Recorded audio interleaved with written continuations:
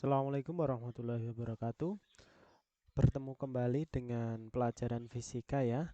Hari ini kita akan melanjutkan materi fisika pada bab hukum Newton tentang gerak, melanjutkan pertemuan kemarin yaitu pada sub berbagai jenis gaya.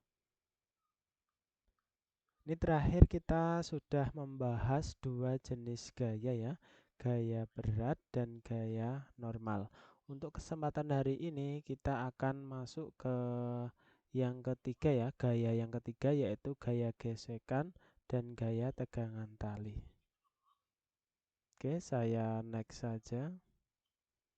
Next, kemarin ini sudah gaya normal. Oke, ini gaya gesek. Jadi gaya gesek itu merupakan gaya yang timbul akibat kekasaran dua permukaan benda yang saling bersentuhan. Jadi syaratnya itu ya untuk terjadi gaya gesek. Jadi ada sentuhan antara dua permukaan benda yang mempunyai kekasaran tertentu. Komponen gaya gesek selalu sejajar dengan bidang sentuh dan arahnya selalu berlawanan dengan arah gerak benda.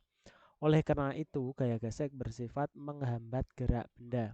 Gaya gesek dibedakan menjadi dua, yaitu gaya gesekan statis dan gaya gesekan kinetis. Ini ya, ada dua jenis, statis dan kinetis. Nah, gaya statis, gesek statis itu terjadi pada benda di mana benda itu masih diam sampai tepat akan bergerak. Masih dalam keadaan diam sampai tepat akan bergerak. Persamaannya Fs sama dengan mu S kali N. Sedangkan gaya gesek kinetis, nah, kinetis merupakan gaya gesek yang bekerja pada sebuah benda yang sedang bergerak, dan arahnya selalu berlawanan dengan arah gerak benda. Jadi misalnya benda itu bergerak ke kanan, maka gaya geseknya ke kiri. Dan ingat, gaya kinetis itu saat benda itu sedang bergerak. Oke, itu ya. Jadi Fs sama Fk, Fg statis sama kinetis itu sebenarnya sama persamaannya mu kali gaya normal. Tapi koefisiennya berbeda. Koefisiennya berbeda. Kalau statis pakai mu s, kalau kinetis pakai mu k. Mu s ini mu k. Nilainya besar mana kira-kira? Mu s itu lebih besar dari mu k. Itu ya. Mu s itu nilainya lebih besar dari mu k. Jadi besarnya gaya gesek itu pasti lebih besar gaya gesek statis. Oke, kita langsung masuk ke contoh soal. Sebuah benda bermasa 1,5 kg terletak pada bidang kasar. Kasar ya, di sini ada tulisan kasar. Jadi kalau kasar itu artinya ada gaya gesek. Yang dikenai gaya seperti gambar berikut. Nah, gayanya ternyata ini ada miring. Miring sebesar 60 derajat. Gaya miring ini F10 Newton. Jika percepatan gravitasi bumi G itu sama dengan 10 meter per sekon kuadrat, tentukan besar percepatan yang dialami benda tersebut. Anggap akar 3 itu adalah 1,7. 1,7. Oke, di sini pertanyaannya adalah percepatan. Jadi ini ya percepatan, besar percepatan itu berarti A sama dengan sigma F per sigma M. Sigma F per sigma M. Lah, gaya yang bekerja pada sistem ini diperhatikan, gaya yang bekerja pada sistem ini itu ada berapa gaya kira-kira? Ada dua gaya ya. Gaya tarik ini dan gaya gesek. Gaya tarik ini nanti kita cari yang searah dengan lintasan. Searah dengan lintasan. Kemudian gaya gesek, ingat gaya gesek itu selalu berlawanan arah dengan gerakan benda. Jadi kalau bendanya bergerak ke kanan, maka gaya geseknya Gaya geseknya nanti munculnya di sini ya. Ini lurus harusnya F G. Nah, jadi ini. Jadi sigma F itu nanti nilainya adalah F yang ke kanan dikurangi F yang ke kiri. Oke, kita uraikan dulu. Ini ya. Jadi ini ada F sama dengan 10 Newton. Kita cari nilai F yang searah dengan lintasan. Jadi di sini ada 60 alfa ya. Berarti yang kita cari yang miring ini ya, yang datar ini ya. Nah, nilainya berapa?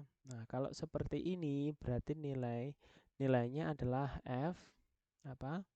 Sin atau cos. Nah, jadi yang bisa digunakan untuk acuan di depannya alfa itu adalah sin. Berarti ini adalah sin. Lah, yang lain itu cos. Berarti yang ini adalah cos F cos 60 derajat. Gitu ya. Terus nilai FG di sini ini bisa statis, bisa kinetis ya, tergantung nanti besarnya. Kira-kira F cos 60 itu lebih besar, lebih kecil, atau sama dengan FG. Kita masukkan dulu ya, ini kita masukkan diketahui D1. Yang pertama adalah F, nilai F sama dengan 10 Newton. Kemudian ada alfa, ini nilainya adalah 60 derajat. Kemudian ada mu K di sini nilainya 0,4. Kemudian ada mu S nilainya adalah 0,5. G 10 meter per sekon. Terus akar 3 itu sama dengan 1,7. Ditanyakan adalah besar percepatan A sama dengan berapa. Gitu ya. Oke. A-nya berapa? Kita masuk D3. Oke, ini tadi D3A sama dengan sigma F per sigma M. Nah, F-nya ini nanti nilainya adalah F cos. Ya, saya masukkan F cos 60. Oke, sorry, kembali lagi ke sini. F cos 60 derajat min FG per sigma M, gaya yang bekerja apa? Masanya berapa? 1,5 kilogram. Oh, tadi belum ada ya di sini ya. Saya tulis di sini massa sama dengan 1,5 kilogram. Nah, sekarang kita masukkan nilai F-nya 10. Cos 60 itu nilainya setengah ya. Cos 60 nilainya setengah. Dikurangi FG. Lah, FG itu berapa? FG-nya itu adalah mu dikali N. Oke, kita coba FG ya. Di sini saya cari FG. Kita coba pakai kinetis dan statis FGS coba. FGS berarti mu S dikali N. Lah, N-nya ini nanti kita harus cari di sini nilai N. Nilai N-nya ini ke sini ya, dari atas bawah ke atas. Lah, nilainya N itu sama dengan proyeksi F ini. Oke, di sini dia punya massa, pasti punya yang namanya W, berat. Gini ya, W. Terus di sini karena ini ada gaya tarik ke samping, maka di sini nanti juga ada apa namanya? Oke, di sini adalah F. Oke, kalau diperhatikan ini yang di cos berarti ini adalah sin 60. Oke. Ada 3 gaya dalam arah sumbu Y. Ada N itu sendiri, F, sama W. Nah, kita harus cari nilai-nilai N dulu. Nah, kalau gambarnya seperti itu, berarti nilai N, kita tulis bersamaan ya, N plus F sin 60 derajat sama dengan W. Berarti N itu adalah W min F sin 60 derajat. Oke, saya lanjutkan. W-nya berapa? W-nya itu adalah M kali G, berarti 1,5. 1,5 dikali G-nya 10. Dikurangi F. F-nya berapa? F-nya 10. Sin 60 itu adalah setengah akar 3. Itu ya, setengah akar 3. Saya masukkan. Berarti ini adalah 15 dikurangi. Oke, akar 3 itu tadi ada 1,7. 1,7 berarti kalau kali 10, 17. 17 dibagi 2 itu hasilnya adalah 8,5. Gini ya. Terus saya kurangi, berarti ini 15 dikurangi 8,5, 6,5. 6,5 Newton. Oke, ketemu nilai N. Selanjutnya masuk ke sini, mu S itu adalah 0,5. 0,5 dikali 6,5. Nah, hasilnya berapa? 3,25. Terus kalau FGK berarti mu K dikali N. Nah, mu K-nya berapa? Mu K-nya 0,4 dikali 6,5. Oke, berarti di sini berapa nilainya? 4, 12, oke, 6, 6,5 dikali 4, 13, 2,6 ya, 2,6. 2,6 Newton. Oke, Newton. Oke ya. Jadi Fg statis 3,25, Fg kinetis 2,6. Sekarang kita perhatikan benda ini kira-kira dalam keadaan diam atau bergerak. Oke ya. Melihat diam atau bergeraknya itu kita lihat nilai gayanya, nilai gayanya itu berapa? Nilai gayanya berapa? F cos 60 itu nilainya adalah 10 kali setengah, berarti 5. Oh 5, padahal gaya yang menghambat atau gaya geseknya itu maksimal itu 3,25. Oh berarti lebih besar yang menarik, artinya benda itu dalam keadaan bergerak. Kalau bergerak berarti kita gunakan FGK. FGK-nya langsung aja kita masukkan 2,6 dibagi 1,5. Gini ya. Berarti ini ketemu 10 kali setengah 5. Oke. Dikurangi 2,6. 2,6 dibagi kecil sekali ya tulisnya, nggak apa-apa, 1,5. Berarti kita coba hitung bersama. Berarti 2,4 dibagi 1,5.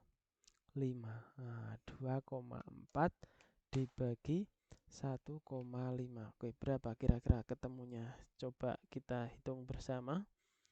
2,4 dibagi 1,5. Hasilnya adalah 1,6. Oke ya, di sini hasilnya 1,6 meter per sekon kuadrat. Oke, ini hasilnya. Oke, ini saya kasih kotak ya. Oke, saya kasih kotak di sini. Oke, sorry. Ini. Nah, ini adalah hasilnya. Nah, ini 1,6 meter per sekon kuadrat. Oke, agak panjang ya. Agak panjang dan penuh analisis. Semoga kalian bisa menerima langkah-langkah yang saya sampaikan. kita lanjutkan gaya yang keempat atau terakhir pada jenis-jenis gaya pada hukum Newton itu adalah gaya tegangan tali. Gaya tegangan tali itu adalah gaya yang bekerja pada tali yang menegang sebagai gaya aksi reaksi. Perhatikan gambar berikut. Jadi di situ ada apa namanya bagian benda tegar ya, bisa atap atau bisa kayu, kemudian dikasih tali ke bawah ada bendanya. Ternyata muncul T1 dan T2 hasil pasangan gaya aksi reaksi. Lah, gaya inilah namanya adalah gaya tegangan tali. Nah, langsung ke contoh soal. Berdasarkan gambar di atas, tentukan gaya tegang tali T2 dan T1. Nih, ini ya. T2 dan T1 nilainya berapa? Yuk dikira-kira. Kira-kira kalau ada soal seperti itu, kita nyari apa dulu? Ayo. Kalau ada soal seperti itu, kita nyari apa dulu? Jadi kalau ada soal seperti itu, kita harus nyari yang namanya percepatan sistem. Jadi kita harus tahu. Jadi dalam kenyataannya tiga benda itu 2 kilo, 3 kilo, dan 5 kilo akan bergerak dengan percepatan yang sama. Lah, percepatan yang sama itu namanya adalah percepatan sistem. Percepatan sistem. Yuk kita cari. Jadi di sini ya secara matematis A itu adalah sigma F per sigma M. Oke, di sini ada licin ya, ada tanda licin. Nah, licin berarti tidak ada gaya gesek. F gaya yang bekerja hanya 30 ini, berarti 30 per sigma M. Nah, masanya berapa? 2 tambah 3 tambah 5 sama dengan 10. Jadi percepatan sistem adalah 3 meter per sekon kuadrat. Mudah kan? Mudah untuk mencari nilai persamaan percepatan. Tapi sekarang yang ditanyakan adalah T2 dan T1. Lah, T2 dan T1 kita potong aja biar mudah. Jadi soal seperti ini kita potong T2, kita potong benda ini. Ini ya, saya potong, berarti bisa digambar gini. Ada benda 5 kilo ya, ditarik ke kanan 30 Newton dan ke kiri oleh T2. Nah, kan gitu. Nah, jadi gimana kalau seperti ini? Nah, jadi kalau seperti itu tetap kita pakai A. A-nya tetap sama ya, karena bergerak dengan percepatan sama. 2, 3, dan 5 itu. Berarti 30 min T2 sama dengan M kali A. T2 sama dengan 30 min M kali A. Itu ya. Berarti 30 min M-nya berapa? 5. A-nya berapa? A-nya percepatan sistem sama dengan 3. Berarti 30 min 15 Newton. Itu untuk T2. Kemudian yang T1 juga sama. T1 juga sama. Jadi saya ganti gambarnya seperti ini. Ini ada massa 3 kilo ditarik ke kanan T2. Berapa T2-nya? 15. Oke. Ditarik ke kiri dengan T1. Percepatannya ke kanan ya, percepatan ke kanan. Nah, sama, berarti 15 min T1 sama dengan M kali A. T1 sama dengan 15 dikurangi M. M-nya ini 3. 3 kali A-nya berapa? 3. Oke, berarti 15 dikurangi 9. Berapa? 15 kurangi 9 sama dengan 6 Newton. Oke, lebih mudah ya. Ini adalah gaya tegangan tali. Oke, sudah kita kerjakan 2 contoh soal. Nah, tiba saatnya untuk latihan soal. Silahkan kalian boleh bekerja dengan kelompok, dengan teman kalian, kalian diskusikan contoh soal ini, nanti dikerjakan di buku, kemudian hasilnya seperti biasa kalian serahkan ke classroom. Oke, semoga materi kita hari ini tidak menambah bingung kalian. Semoga dengan apa yang saya sampaikan bisa membuat lebih jelas lagi. Oke, terima kasih untuk kesempatan hari ini. Tetap terapkan protokol kesehatan, jaga diri Anda dan keluarga Anda. Saya akhiri. Assalamualaikum warahmatullahi wabarakatuh.